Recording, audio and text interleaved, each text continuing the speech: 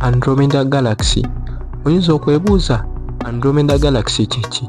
Andromeda Galaxy ye galaxy esinza okuliraana galaxy yaffe emanyikiddwa ng'eya Milky Way, era ng'eyo galaxy eri 2.5 million light years okuva Earth w'eri.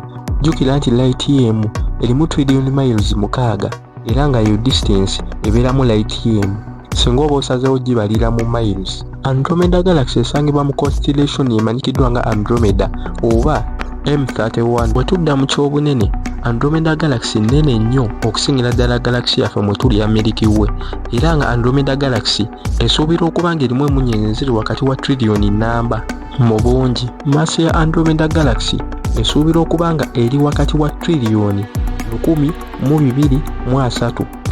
Galaxy eno gye njogerako emanyikiddwa nga Andromeda Galaxy egwa mu katagoli ya Spiral Galaxy.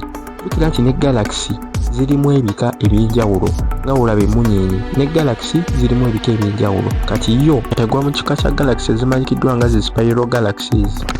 Ekireetera Galaxy okuziwa ebika, Galaxy z'olaba zirimu enfaanana ey'enjawulo, zirina engeri gye zifaananamu ey'enjawulo. Eri mu bika nga 4 okuli zi Spiral Galaxy, Elliptical Galaxies ne Irregular Galaxies, era nga amannya agaziweebwa oba agaziweebwa baagaziwa nga basinziira ku ngeri gye zirabikamu. Oyinza okwebuuza Andromeda Galaxy osobola ogiraba ekiro? Ansa eri nti iye, osobola ogiraba singa oba ogenze mu kifo ekitaliimu nnyo mataala ga ku nsi, oba singa oba ofulumya ekiro omwezi teguliiyo, osobola okwetegereza mu bbanga n'ogiraba. Naye okusingira ddala kiba kikola nnyo singa oba oli mu bifo ng'eby'omu kyalo ebyo ewatali nnyo mataala ga ku nsi nga weekugambye. Mu mwaka gwa 1612 astronomer oba munnabwengula eyasookera ddala okulaba Andromeda Galaxy era amanyikiddwa nga Simon Marius, era nga mu kusookera ddala engeri nti tekinologiya yali akyali wansi, yali alowooza kireerere ekiri mu bbanga eyo.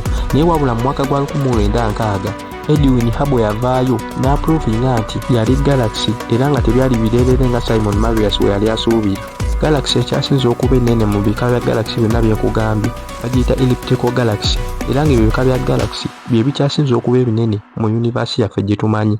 Mu biliyoni years ezijja maaso awo kisuubirwa okubanga Milky Way Galaxy, eno Galaxy yaffe gye tusangibwamu, ne Andromeda Galaxy bijja collidinga oba bijja kwekuuna bifoominge kye bayita Elliptical Galaxy, Galaxy ekyasinze okuba ennene mu universe yaffe. Naye ekyennaku kiri nti tetumanyi oba mwaka akadde ensi yaffe oba planet Earth eriba ekyalina mu existence, lwansonga star yaffe eyinza okubeera nga mwaka akadde yafa dda. Jjukira nti naggamba star yaffe oba guno omusana gwaffe nagwo gujja tuuka gufe, gujja tuuka gukejje bwe gutyo gumire essengendo yonna enaaba eguliraanye nga mwotwalidde ne Earth.